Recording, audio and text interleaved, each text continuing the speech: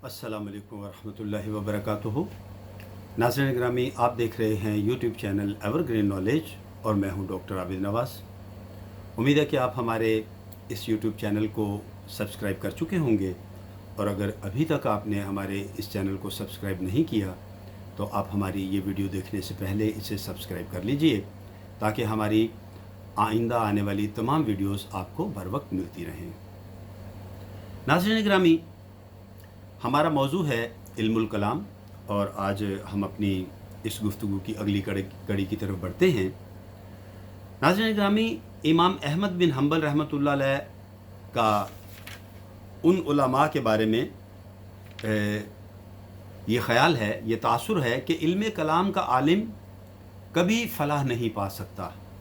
और आपने ये भी फरमाया कि उनके बारे में ये भी तजुर्बा है कि इल्म कलाम का मशग़ला रखने वाले के दिल में कोई ना कोई बातनी मर्ज़ ज़रूर होगा, मसलन निफाक, शुकूक व शुबहात, ज़ैग़ व ज़लाल वग़ैरह। फिर अहमद बिन हम्बल रहमतुल्लाह अलैह ने इसी मजलिस में कलाम की मज़म्मत में,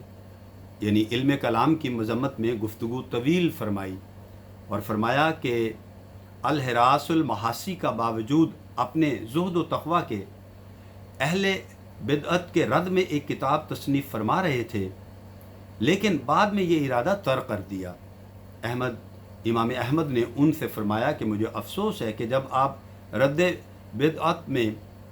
किताब तसनीफ़ करेंगे तो क्या आप सबसे पहले बिदअत को नकल नहीं करेंगे, इसके बाद उस पर रद्द लिखना पड़ेगा। तो ये काम गो दुरुस्त है, लेकिन इसी के साथ ये इसी तरह हो जाएगा कि गोया आपने उनको बिदअत के मुताला करने पर उभारा, तो ये आपकी किताब अगरचे रद्द बिदअत में है, लेकिन बुराई का भी सबब बन सकती है। इमाम अहमद बिन हम्बल ने इसी मजलिस में कलाम की मज़म्मत में गुफ्तगू तवील फरमाई और फरमाया कि अल-हिरास अल-महासी बावजूद अपने ज़ुहद व तक़वा के अहले बिदअत है कि अहले बातिल, नफ्स परस्त और मुब्तदईन की शहादत काबिल कबूल नहीं है। इमाम मालिक रहमतुल्लाह अलैह के इस कौल की तावील करते हुए उनके बाज़ असहाब ने ये कहा है कि आपने अहले बातिल यानी अहले हवा से मुराद उलमाए कलाम को लिया है, चाहे वो जिस मज़हब के पैरोकार हों। इमाम अबू यूसुफ़ रहमतुल्लाह अलैह, जो इमाम आज़म अबू हनीफ़ा रहमतुल्लाह अलैह के अजल तलामिज़ा में हैं, यानी आपके शागिर्दों में से हैं, ने फरमाया कि जिन लोगों ने इल्म कलाम के ज़रिए इल्म हासिल किया, इल्म हासिल करने के सिलसिला में इल्म कलाम को आलाए कार बनाया, यानी इल्म कलाम से इब्तिदा की, वो ज़िंदीक़ हैं। और सल्फ़ सालिहीन में से बाज़ अहले हदीस ने इमाम अबू यूसुफ़ रहमतुल्लाह अलैह की इस बात पर इत्तेफ़ाक़ का कौल किया है। हासिल ये निकला कि इल्म कलाम के सीखने के सिलसिले में उलमाए किराम से बहुत सी वाइदें मनक़ूल हैं, लेकिन जिन लोगों ने तशद्दुद आमेज़ कलिमात इस्तेमाल किए हैं उनका तो शुमार ही नहीं किया जा सकता। अब नाज़रीन, दूसरे ख़याल वाले जिन्होंने इल्म कलाम को वाजिब या फ़र्ज़ किफ़ाया करार दिया है, का इस्तदलाल ये है कि इल्म कलाम का सिर्फ़ वो हिस्सा ममनू है जिसमें अशिया के जौहर या अर्ज़ होने से गुफ्तगू की गई है, इसलिए कि ये ऐसी इस्तिलाहात हैं जिनका वजूद सहाबाए किराम रिज़वानुल्लाह अलैहिम अजमाइन के दौरे मसऊद में नहीं था। तो इस अजीब व गरीब बहस की तफसील हलक़ से उतारने के लिए इस तरह की जाती है कि देखिए, कोई भी इल्म हो उसमें कुछ ऐसी इस्तिलाहात समझाने के लिए ज़हन को तेज़ और हाजिर करने के लिए ईजाद की जाती हैं, जैसे कि हदीस शरीफ और तफसीर से मुतअल्लिक़ कोई इस्तिलाह या फ़िक़्ह से मुतअल्लिक़ बाज़ ऐसी सूरतें वज़ा करते हैं जिनका वक़ू नादिर हालात में हुआ करता है। तो हमें इस्तदलाल के लिए ऐसे तरीक़े तरतीब देने पड़ेंगे जिससे किसी बिदअती में वक्त पड़ने पर जोश और इस्तक़लाल पैदा कर सकें, या उसे इल्ज़ामी या तहक़ीक़ी जवाब देकर शुबहात में उलझा दें, یا محض اپنے ذہنوں کو تیز کر دیں یا اپنے آپ کو دلائل اور براہین سے مسلح کرنے کے لیے تاکہ وہ وقت پڑنے پر فوراً کام آ سکیں۔ اس کی مثال ایسی ہے جیسے کسی نے ہتھیار اور اسلحہ کی مکمل تیاری جنگ کرنے کے لیے جنگ سے پہلے ہی کر لی ہو۔ ناظرین، اگر کوئی شخص یہ اعتراض کرے کہ علم کلام کے حصول کے سلسلے میں آپ کے نزدیک راجح اور مختار قول کون سا ہے، تو جواب یہ ہے کہ علم کلام میں مطلقاً مذمت یا مطلقاً مدح کے جواز کا قائل ہونا سراسر غلطی ہے، بلکہ اس میں تفصیل ہے۔ لہذا اب ہم اس کی مختصراً سی تفصیل دیکھتے ہیں۔ بعض چیزیں ایسی ہیں جن میں حرمت خود موجود ہوتی ہے، جیسے کہ شراب اور مردار کے اس میں حرام ہونے کا وصف خود اسی میں موجود ہے۔ پہلی میں تو یہ ہے کہ شراب آدمی کو نشہ میں مبتلا کر دیتی ہے کہ اسے کسی چیز کا ہوش نہیں رہتا۔ دوسری چیز میں مرا ہوا ہونا ہے، جس سے اس میں صحت اور پاکیزگی کے اثرات ختم ہو جاتے ہیں اور تعفن و فساد کی کیفیت پیدا ہوتی ہے۔ نیند انسانی صحت کے لیے مضر ثابت ہوتی ہے۔ اس کے باوجود لوگ ہم سے اس شے کے بارے میں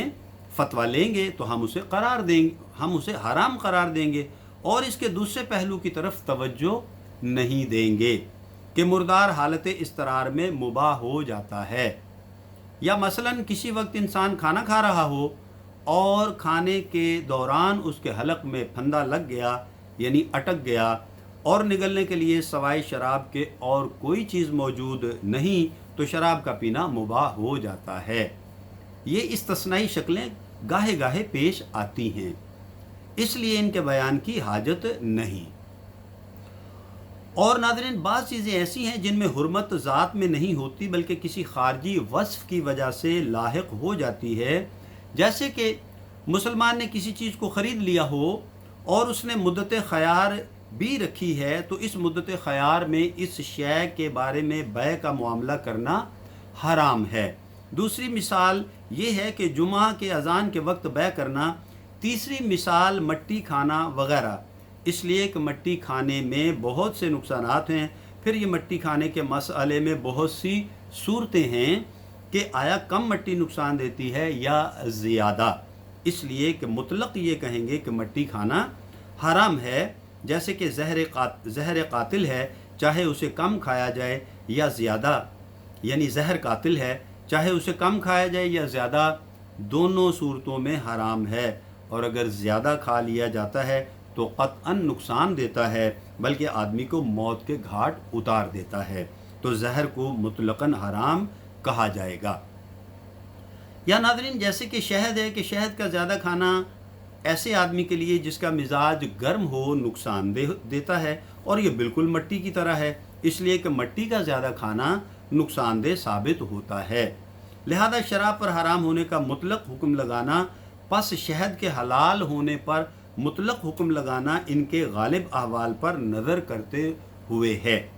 تو کسی شے کے حکم لگانے کے لیے اس کے غالب احوال کا خیال کیا جاتا ہے۔ لہذا ناظرین، اس وضاحت سے یہ نتیجہ نکلتا ہے کہ سب سے بہتر یہ ہے کہ علم کلام میں تشفی بخش تفصیل کریں اور یہ کہیں کہ علم کلام میں نقصان بھی ہے اور فائدہ بھی، اس لیے علم کلام کے فوائد کو سامنے رکھتے ہوئے استفادہ کے وقت اسے ضرورت کے پیش نظر حلال یا مندوب واجب قرار دیا جائے گا۔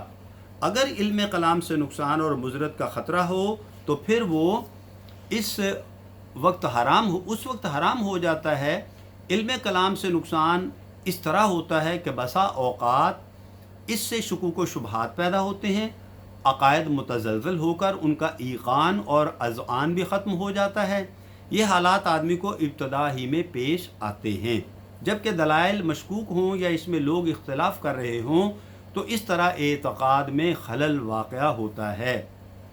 ناظرین گرامی، مزید علم کلام سے نقصان یہ بھی ہوتا ہے کہ کبھی کبھی مبتدئین اپنے باطل دعووں میں ایسی مضبوطی کر لیتے ہیں جس کی بنا پر وہ اصرار کرتے ہیں، اس طرح ان کے اعتقاد میں مزید پختگی پیدا ہوتی ہے، لیکن یہ نقصان محض تعصب اور ہٹ دھرمی کی بنیاد پر جھگڑے سے پیدا ہوتا ہے۔ تو ناظرین آج کے لیکچر کے لیے اتنا ہی. امید کرتے ہیں آپ کو ہمارا یہ لیکچر پسند آیا ہوگا اور آپ ہماری اس ویڈیو کو لائک شیئر اور سبسکرائب کریں گے اور اپنی قیمتی رائے سے بھی آگاہ کریں گے. ناظرین حیات و صحت رہی تو آئندہ ویڈیو کے ساتھ آپ کی خدمت میں پھر حاضر ہوں گے. اس کے علاوہ ہم اللہ سے دعا کرتے ہیں کہ ہمارے بیان میں اگر کوئی کمی کوتاہی خامی رہ گئی ہے تو اسے معاف فرما کر اپنی بارگاہ میں قبول فرمائے. تو ناظرین آئندہ ویڈیو تک کے لیے اجازت. اپنا اور اپنے پیاروں کا بہت خیال رکھیے گا. اللہ ہم سب سے راضی ہو. فی امان اللہ.